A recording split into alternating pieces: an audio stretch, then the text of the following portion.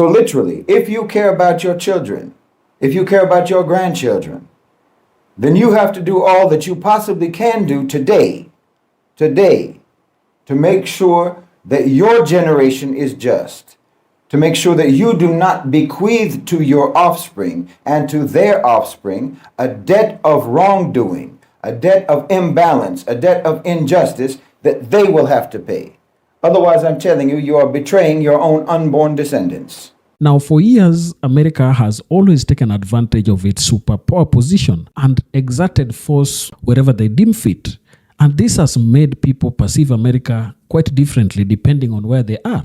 There are those who think America is a superpower and will never be defeated, while there are those who think the time for America to lead is gone because there is a dynamic shift on how world geopolitics operates and how people think and even how people operate. We also know the influence of China and how Russia has also worked against the imperialism that is projected across the world by America. In this video today, we are going to listen to Shahid Bolsen explore into this deep issue of radical realism, the antidote to pessimism. It is a commentary that he gave some days ago, and I think if you listen to it, you'll get to understand why it is such a gem of a commentary that you must really share with your friends. Let's watch this, then come back and share our thoughts together. We should talk about justice, different concepts of justice, moral justice, legal justice, and what you can call epochal justice, or what we understand as divine justice in this dunya. Now, moral justice, or what I'm calling moral justice, is basically a sentiment. It's a feeling that we have, the feeling, that you have when you suffer or when you witness what you perceive to be injustice, unfairness, harm or hurt or some kind of wrong. This originates in our fitrah. It's in our nature.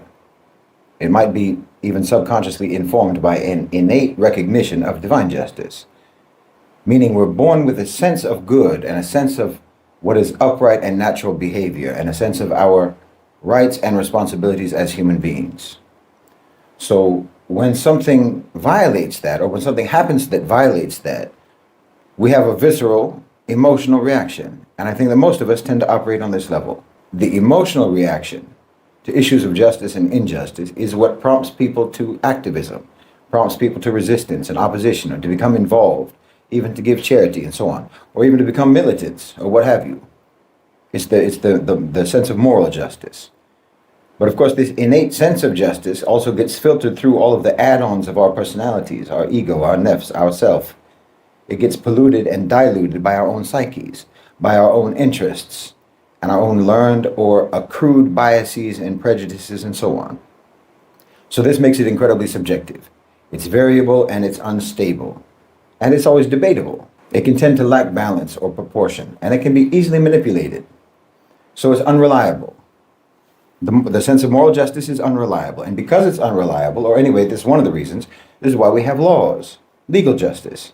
Legal justice represents the formalized system of laws, rules, that societies establish in order to govern behavior and to resolve disputes and so on. It aims to remove the subjectivity and personal emotion of moral justice from the administration of justice by enforcing clear rules with proportionate consequences. Generally laws are derived from a sort of consensus over time about what's right and what's wrong, what's fair and what's unfair and so forth, and about how best to keep order in the society and stability. It isn't ambiguous. It's predictable and it's fixed. Now, it's obviously imperfect and it can be meddled with, it can be manipulated, but this is less the case than with so-called moral justice. It can conflict with any individual's sentiments about right and wrong, and not everyone is going to be satisfied with the outcome of legal justice. But it's much easier to prove that a law has been broken than it is to prove that an action is unambiguously and unanimously regarded as unjust, objectively. So when we're talking about Israel, for example, when you're talking about Israel-Palestine, for example, you'll notice that they always try to keep the conversation, or they always try to veer the conversation towards subjective senses of moral justice, like, do you condemn Hamas and so forth? This is irrelevant. And in fact, both sides do it. We focus on the evil of Israel's actions rather than on the illegality. And that's exactly the way that the Zionists want the conversation to be, because it is subjective. As long as it's a subjective dispute, it goes nowhere. It's just everyone has their own opinion and so on. But if you're talking about the law, it's incredibly clear. You know, if the legal frameworks that the world claims to uphold, international law, were to be enforced on Israel the way that it's enforced against other nations, well, there would be no ambiguity whatsoever about this situation. This isn't speculation. This is not opinion. This is simply what the law states. This is what the law dictates. So, for example, there would never even be any question about an immediate ceasefire in Gaza. In fact, an unconditional ceasefire would have been imposed on Israel. Under the Fourth Geneva Convention, collective punishment, indiscriminate bombing, and targeting of civilians, these are war crimes. Meanwhile, this is exactly how Israel has conducted its military campaign in Gaza. That's literally their approach. Entire families wiped out, hospitals bombed, food supplies blocked, and so on. Okay, these are not just tragedies. These are crimes under the law. And it's not ambiguous, and it's not open to debate. It's literally what they have been doing. And of course, by law, the occupation itself is illegal. Israel must withdraw under the law. Again, that's not an opinion. United Nations Security Council Resolution 242 demanded that Israel withdraw from the territories that it occupied in 1967. That was nearly 60 years ago. The occupation is illegal under Article 49 of the Fourth Geneva Convention, which explicitly prohibits any occupying power from transferring its own population into the occupied land. But every settlement in the West Bank and East Jerusalem is a war crime. This is not an opinion. If international law were applied, then all of Israel's settlers would be forcibly removed. The Israeli military presence in the West Bank would have to end immediately, and Palestine would have full control over its land, because that's the law. For over 17 years, the Gaza Strip has been under siege. Israel controls its borders, its airspace, its coastline. Again, the Fourth Geneva Convention makes it very crystal clear. Blockading a civilian population, depriving them of food, depriving them of water, depriving them of medicine, depriving them of energy, these are war crimes. The UN has described Gaza as an open-air prison, as we all know. The International Criminal Court has already stated that the blockade of Gaza is a crime against humanity. According to international law, Israel should be compelled to lift the siege against Gaza immediately, not an opinion. We don't need more investigations. We don't need more reports. The evidence of war crimes is overwhelming. Hospitals bombed, entire neighborhoods reduced to rubble, journalists, doctors, children killed in indiscriminate airstrikes. Under the Rome Statute of the International Criminal Court, these are not just military actions. Again, they are crimes. Israeli leaders, Netanyahu, Gallant, and others, every general who has ordered attacks on civilians should be indicted and prosecuted at the International Criminal Court. Under universal jurisdiction, any country could arrest Israeli officials and hold them accountable. The forced displacement of Palestinians is not just a moral outrage, it's a violation of international law. UN Resolution 194 guarantees the right of return for refugees to their homes. The Universal Declaration of Human Rights enshrines the rights of all people to return to their homeland. Yet Palestinians are denied this right, while Israel brings in settlers from all across the world. That's against the law, period, not an opinion. Palestinian refugees should be allowed to return home, and Israel should be required to compensate those who have suffered generations upon generations of displacement, because that's the law. I mean, what happened when Russia annexed Crimea? Immediate sanctions. What happened when Iraq invaded Kuwait? Well, there was a full-scale international military response. What happened when South Africa was under apartheid? A global movement of boycotts, a global movement of divestment and sanctions. Yet when Israel violates every principle of international law, instead of being punished, it's rewarded with billions of dollars, billions in military aid, billions in trade agreements, and diplomatic protection. Well, this is the double standard. If international law were to be applied fairly, Israel would face a total arms embargo. All economic and military ties would be severed until it complied with the law. So again, you can have whatever opinion you want to have about this, but it is the law. If your opinion does not align with the law, well, this is where you prove whether or not you want to belong to the law-abiding nations of the civilized world, or you want to be an outlaw, you want to be a renegade, you want to be a criminal. This is where that becomes clear, because look, you can agree or not agree, but when it comes to the law, you're supposed to adhere to it either way. Israel's violations of international law are not just about crimes of war, they're about preventing the very existence of Palestine. But the law, again, is clear. Palestine has a right to statehood under UN Security Council Resolution 242 and 338. Palestine is entitled to sovereignty. Under the ICJ's ruling in 2004, Israel's wall in the West Bank is illegal and Palestinian land must be returned. These are not opinions. This is legal justice. Under the law, Palestine should be immediately recognized as a fully independent state with East Jerusalem as its capital. There should be no negotiations on this. In fact, just enforcement of the law. Understand, none of this is radical. None of this is controversial. It's simply what international law demands. It's what international law states. And we should always focus on this when we talk about Palestine, when we talk about Israel. In my opinion, we should focus on legal justice instead of on moral justice. Again, under international law, Israeli leaders should be prosecuted for war crimes. Israel should withdraw from all occupied Palestine. The Gaza blockade should end immediately. Palestinian refugees should be returned to their homes. Israel should face global sanctions and economic pressure until they comply, and a Palestinian state should be fully established. All of this is well established, all of this is understood, and all of this is accepted by everyone in the world except by the ones who are breaking the law. The ones who are breaking the law don't want to talk about the law. Instead, they want to talk about subjective, emotional, and ambiguous, debatable interpretations of right and wrong, and justifications for what they do, and so forth. They want to keep the discussion in the realm of opinion, when in fact opinion is irrelevant in any matter where the law is clear. Opinion is irrelevant in any matter where the law is clear. That's the thing. Where there's a law, when legal justice exists on something, then there is no point in arguing about anyone's subjective sense of moral justice, because we've all agreed to abide by the law.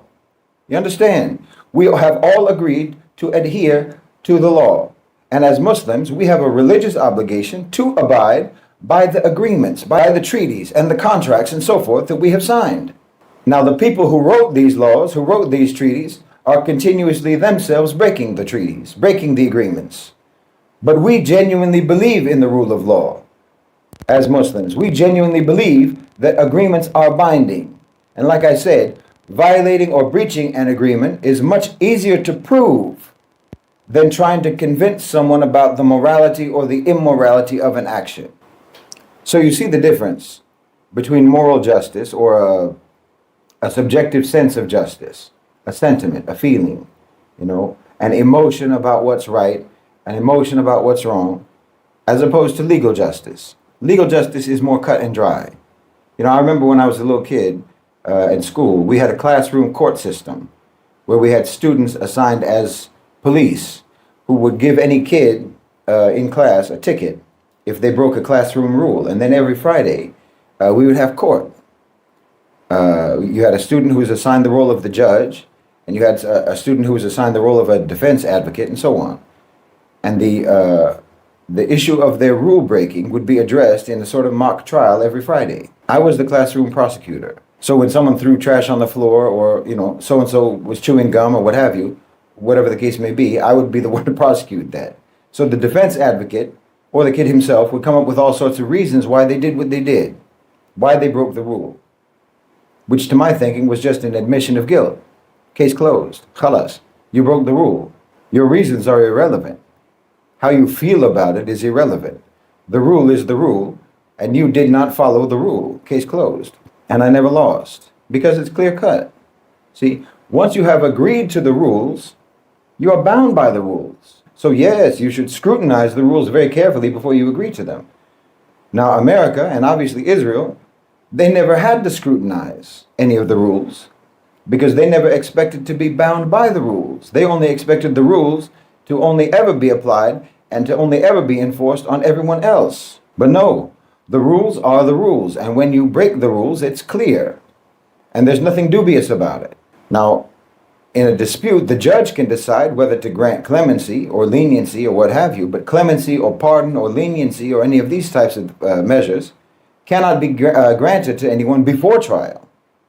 There may be mitigating circumstances and so on, but that has nothing to do with the establishment of the fact of law breaking. Do you see what I mean? And this should not be a foreign concept for Jews. Religious Jews are very much about the law. They understand the concept of the rule of law very well. And obviously so do we. So do Muslims. There's no people on the face of the earth who understand the rule of law more than Muslims, in fact. Legality and jurisprudence are major defining aspects of our religion. And this brings us to the issue of divine law, or epochal justice. What I mean by that is the embedded system of balance that Allah subhanahu wa ta'ala has built into creation. That's what justice is really about. It's about balance. It's about restoring balance when the actions of people or the actions of nations have caused an imbalance. And this balancing is inescapable. Even if it comes over the course of generations, balance will be restored. You have this idea about how the sins of the father will not be visited upon the son. But I think that you misapply this idea. Because what we're talking about, again, is balance. Or you can think of it in terms of debt. When you do wrong, when you take someone's right, well, you incur a debt. You are in debt to that person or to those people whom you have wronged. And that debt must be paid. And it will be paid willingly or unwillingly. And yes, if you die in that debt, the debt isn't canceled. Your debt will be collected from your descendants. And that applies on the level of nations just as it applies on the level of individuals. This is something, again, that we as Muslims understand very well. No one gets away with anything, period. No one gets away with anything. There's a fascinating hadith in which all three concepts of justice overlap: the moral justice, the legal justice, and divine justice. Rasulullah ﷺ said, sometimes you people come to me with your disputes, and one of you may be more eloquent or more persuasive than the other. And so I may judge in his favor because of this, because of his eloquence, because his argumentation is so persuasive. And by judging in his favor, I may give him a right that's not his right. So basically, beware of accepting a judgment which gives you what you have no right to have. Because if I judge in your favor and you're in the wrong, then I'm only judging on your behalf and giving you a piece of the fire. In other words, don't let your subjective sense of moral justice cause you to demand what isn't your right to demand through legal justice. Because in so doing, you may put yourself on the wrong side of divine justice. And every form of justice is flawed except for this. So take that seriously. Take that very seriously. This should be a restraining factor on your volatile sense of moral justice. And it should be a consideration when you're dealing with legal justice. So the most important thing is always going to be to try to be on the right side of divine justice. Because if you're not only putting yourself in debt, but you are potentially betraying your own descendants for generations to come. Because they will experience the rebalancing of what you and your people put out of balance. Please understand me. Allah subhanahu wa ta'ala warns us against a fitna, an affliction, a tribulation, a strife, or what have you, that will not only afflict those among us who do wrong, but will afflict everyone writ large. And that happens when the people do not immediately and urgently try to prevent each other from committing actions that put the balance of justice out of kilter. You have allowed the balance to become so imbalanced, so lopsided, so skewed. You have allowed even just a few of your people to do that. such that now everyone has to go through the rebalancing, even though they themselves did not commit the actions that caused the imbalance. You understand? So literally, if you care about your children, if you care about your grandchildren, then you have to do all that you possibly can do today, to make sure that your generation is just, to make sure that you do not bequeath to your offspring and to their offspring a debt of wrongdoing, a debt of imbalance, a debt of injustice that they will have to pay. Otherwise, I'm telling you, you are betraying your own unborn descendants. And again, I know that this is something that the Jews must understand. After all their centuries of experience, they have seen with their own eyes and they have felt with their own lives the reality of epochal justice. They have strayed and been disciplined. They have disobeyed and been punished. They have done wrong and they have been chastised over and over again. And their whole book is a chronicle of this phenomenon. Why their whole history is nothing but a testament to this reality. So they know this. They know this very well. They know this just as surely as we do, that no one gets away with anything. Even their enemies who transgressed against them, whether it's Fir'aun or whether it's the Nazis. I mean, look at how pathetic the state of Germany is today. The whole of Europe used to tremble at the terrible power of the Third Reich. Now Germany is a laughingstock today, and it's killing itself by 1,000 cuts in front of the whole world. Wallahi, divine justice is real, and it's inescapable, whether you're on the right side of it or the wrong side of it. Allah will balance out the scales of justice, even across generations. The Jews know this, and they know that what they're doing in Palestine right now is doing nothing but earn their own progeny hardship and misery. You can't possibly be that blind to history and that ignorant about your own book and the chronicles of your own people. I mean, you know perfectly well that you are actually condemning yourselves and condemning your own descendants by the injustice that you're committing in Gaza, the injustice that you're committing in the West Bank, in Lebanon, in Syria, and so on. The Jews know this perfectly well, wallahi.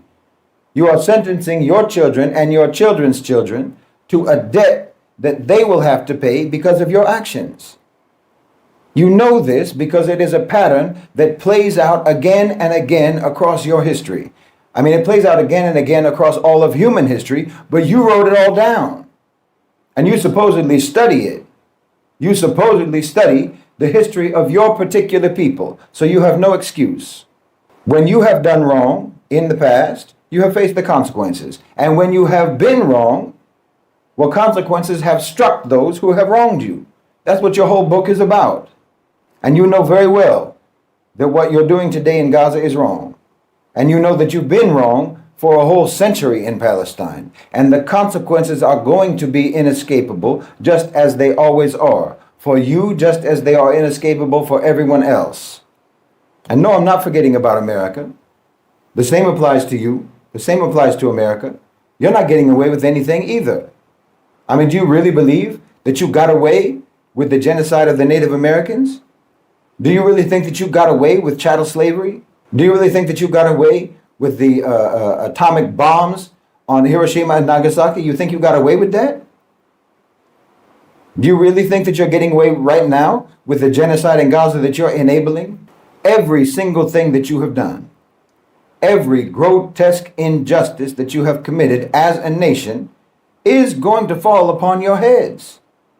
In fact, it's already happening. Oh, it's an evil nation that tells its people that there's never going to be a reckoning. It's an evil nation that tells their own people that they're above the law, that tells them that they're unaccountable, that tells them that they will never face the consequences of their actions. Allah subhanahu wa ta'ala tells us in Surah Al-Anbiya about the fate of all of those nations who wielded injustice as their weapon and who thought themselves to be immune to accountability. All those nations before who persisted in their crimes until the punishment was upon them. And when the punishment came, they fled, or they tried to flee. And Allah told them, don't flee.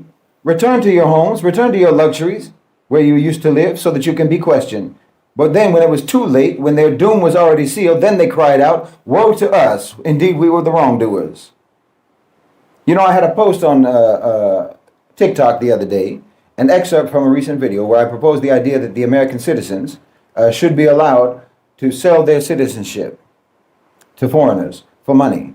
So then they could take that money and escape from the United States and go somewhere else and get out of that country. You know, within minutes, that post had tens of thousands of views, tens of thousands of likes, shares, and comments. And almost all of the comments were from Americans saying that they would sell their citizenship in a heartbeat. And they'd be on the next flight out if they could get out of America.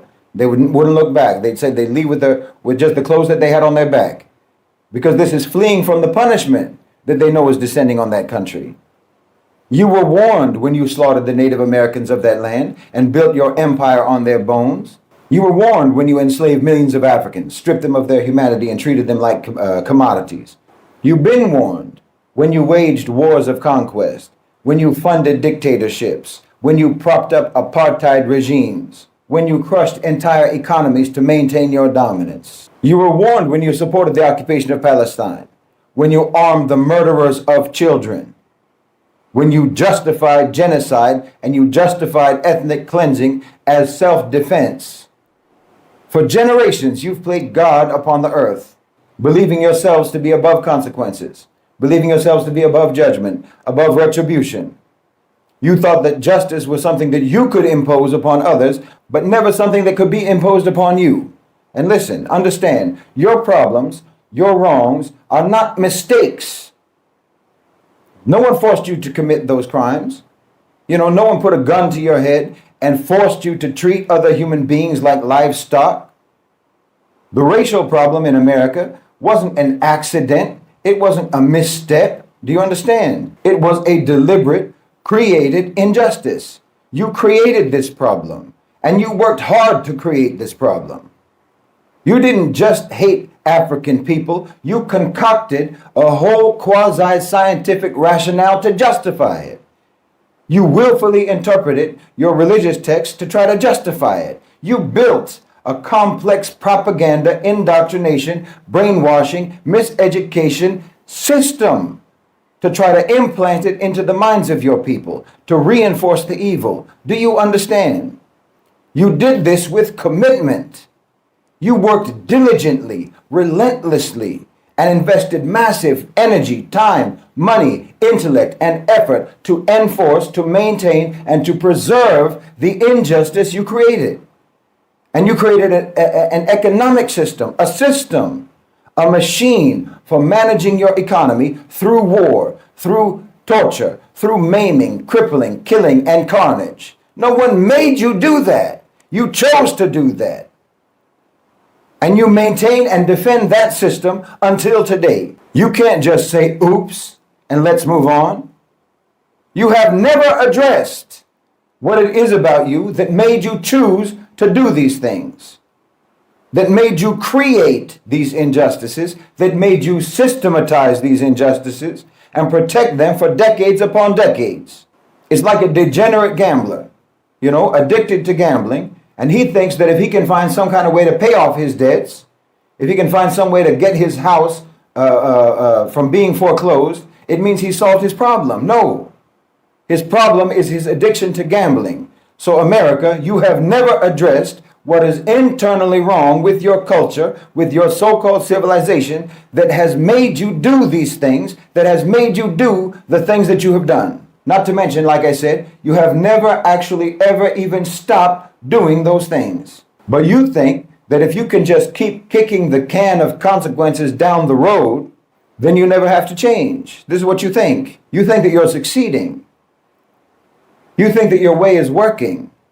But Allah subhanahu wa ta'ala tells us that He did not create the heavens and the earth and everything that is in between them in play, in jest, in amusement. The world is not a playground for your power. The world is a stage for divine justice. The laws of history are not written by your institutions. They are decreed by the one who governs the cosmos. And when the balance is broken, Allah subhanahu wa ta'ala restores it through whatever means necessary. And now, America, you're beginning to see the consequences in America. The cracks in your empire are showing. Your economy is crumbling under the weight of its own corruption. Your political system is paralyzed. It's been hijacked by oligarchs. Your streets are filled with rage and division and despair. You're witnessing the slow dismantling of the very power that you wielded against others. Now you cry out, woe to us, indeed we were wrongdoers, but it's too late. You failed to make amends. You failed to atone. You failed to repent. Instead, you doubled down on your tyranny. You waged new wars. You funded new massacres. You armed new oppressors. You stood by and cheered as Gaza was burned to the ground, as hospitals were bombed, as mothers cradled their dead children in their arms. And you called all of this security. You called all of this defense. But what it is in reality is the final chapter of your arrogance before the punishment. And now the rebalancing has begun. Allah said we hurl the truth against falsehood and it crushes it.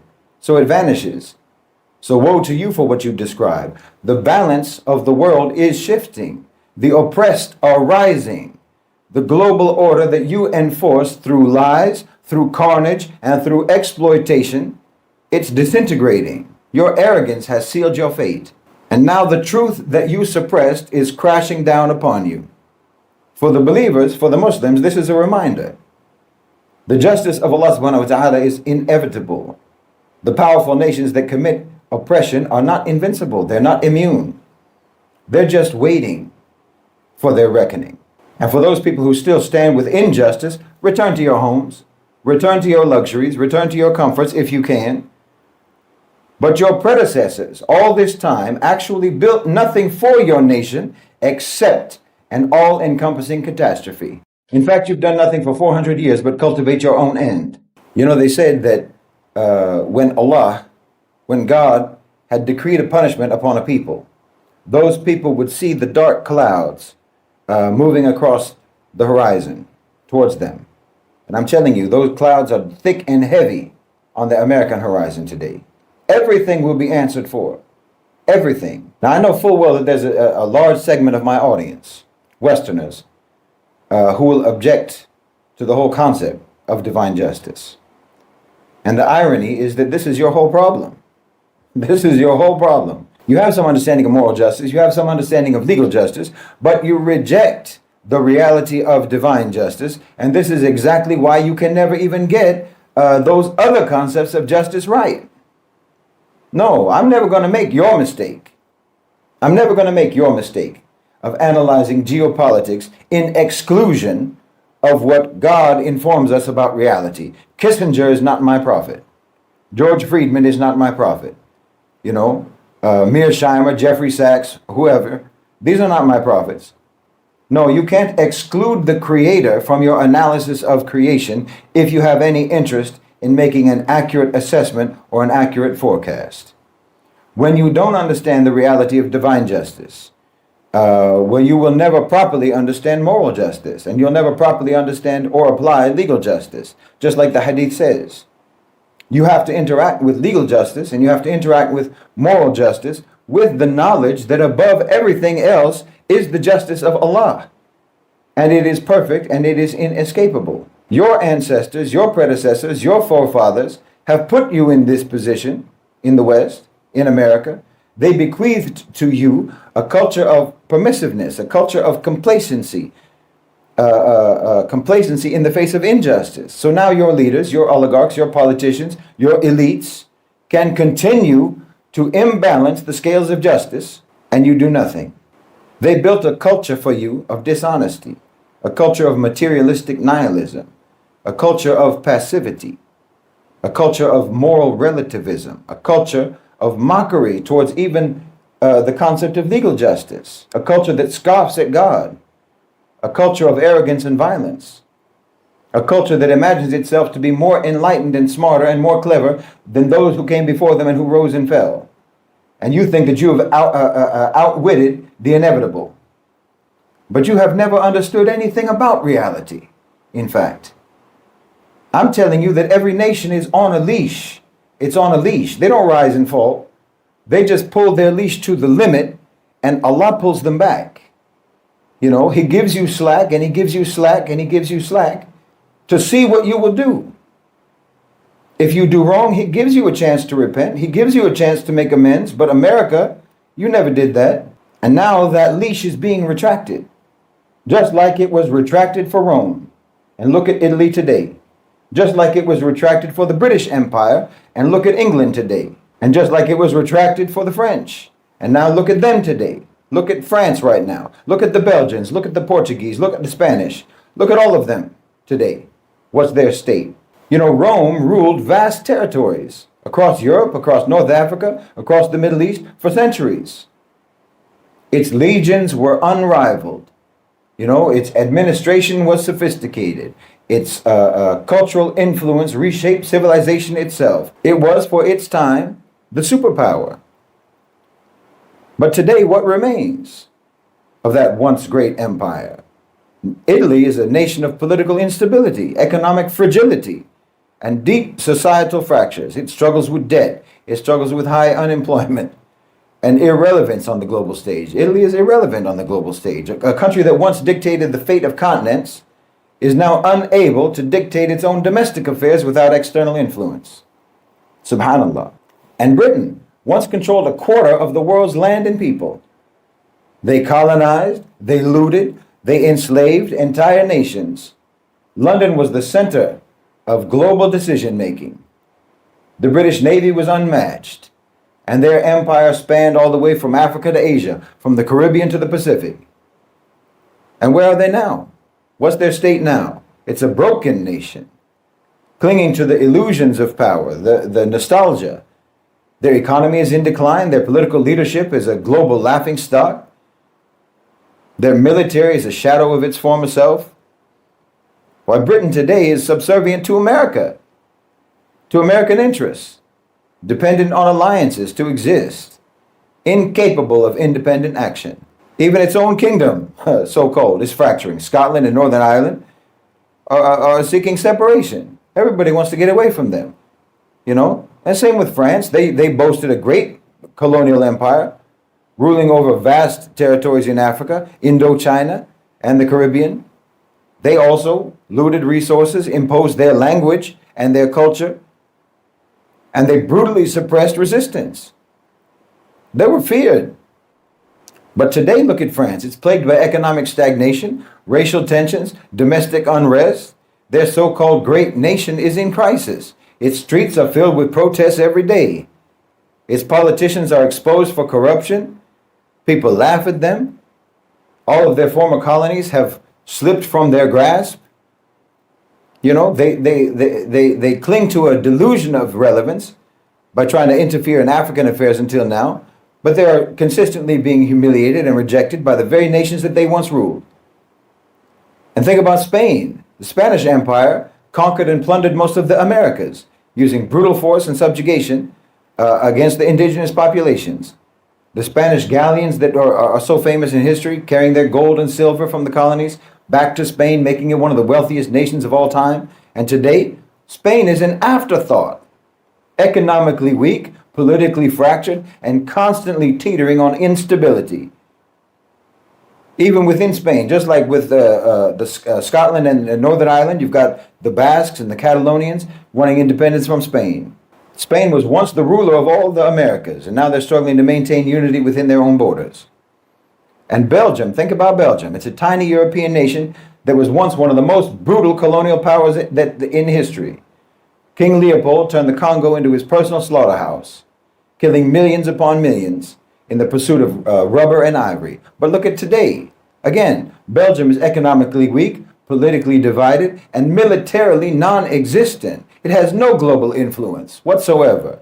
Its greatest claim of importance is that it hosts the headquarters of the European Union, which is an institution where Belgium itself is barely relevant. The world only remembers Belgium for its atrocities, not for any lasting power or any lasting leadership. And I mentioned Portugal. That was one of the first European colonial powers, ruling over Brazil and Angola and Mozambique and parts of India and parts of Asia. They were in Indonesia. They were the pioneers of the transatlantic slave trade, carrying millions of people into bondage. Now, Portugal is a minor nation on the periphery of Europe, economically dependent on tourism, suffering from youth emigration. Everyone is leaving.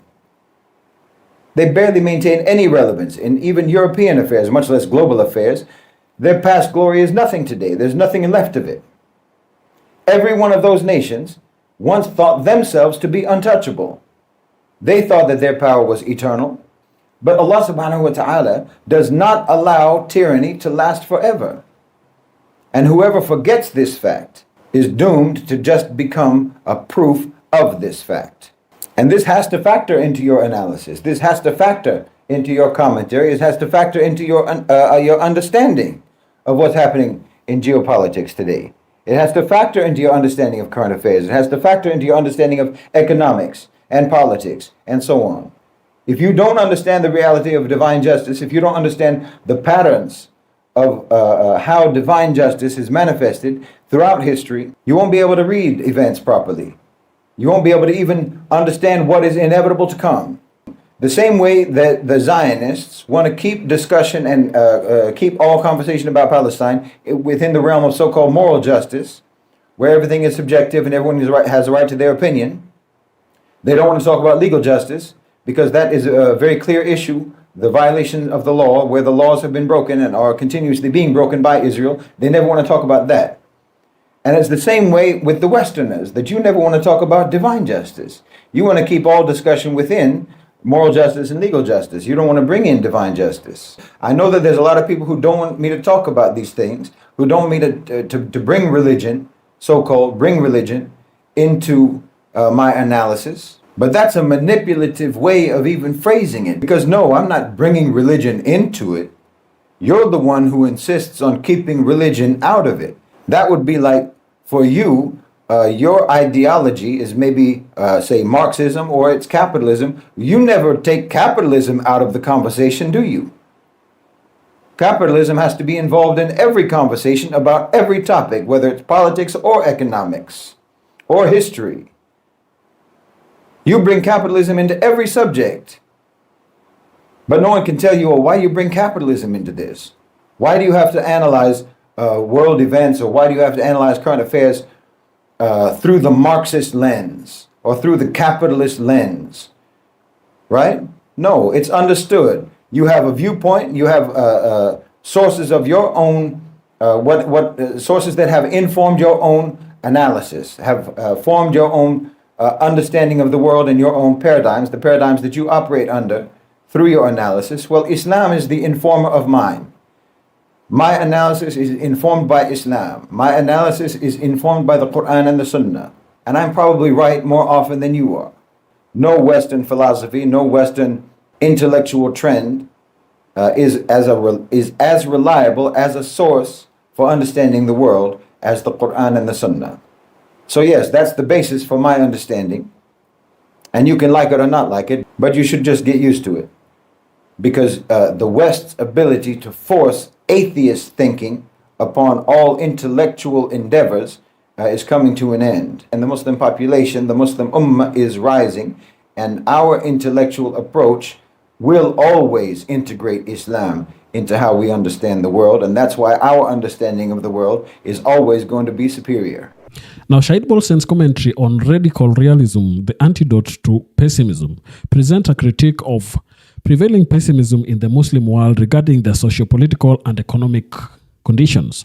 Bolsen advocates for an approach he terms radical realism, which he sees as a necessary counterbalance to the cynicism that has settled in due to prolonged exposure to oppression, economic disparity, and political manipulation. Bolsen starts by dissecting the concept of pessimism, portraying it as a natural but ultimately unproductive response to systematic failure and external manipulations by global powers. He argues that the pessimism often leads to fatalism, where Muslims might feel the change is impossible, thus disengaging from active participation in political or economic reforms. This, according to Bolsen, plays into the hands of those who benefit from the status quo. Instead, he introduces the radical realism as a strategy that involves a clear-eyed assessment of the current state of affairs while maintaining an unyielding commitment to practical strategies for change. Bolsen emphasizes the need for Muslims to acknowledge the harsh realities they face without succumbing to despair.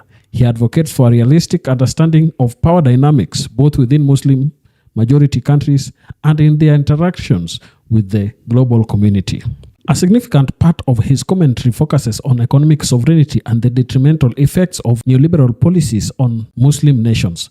Bolsen criticizes the imposition of economic models that have not served these countries well, leading to debt, dependency, and corruption. He calls for economic strategies that prioritize local resources, human capital, and cultural values, aiming to self-satisfy rather than integration into a global economic system that often marginalizes Muslim interests. Bolsen also touches on political strategy, suggesting the Muslim need to engage more actively in politics with a long-term vision. He encourages coalitions building across different functions within Muslim societies to counteract internal divisions often exploited by external forces. This unity, he argues, should be based on shared interest rather than just religious or ethnic identities. His commentary is both a call to action and a roadmap for empowerment. Bolsen's radical realism isn't about denying the difficulties faced by Muslims, but about harnessing a pragmatic approach to overcome them through informed strategic action. He stresses education, political awareness, and economic self-reliance as key pillars to shift from pessimism to a proactive, hopeful realism that can lead to tangible changes in governance and society. That is it for us today about Shahid Bolsen. Tell me down in the comment section what you think about this. And if you're watching us for the first time, don't forget to subscribe to our channel, like this video, and also share. Thank you, and may the good Lord bless you. Goodbye.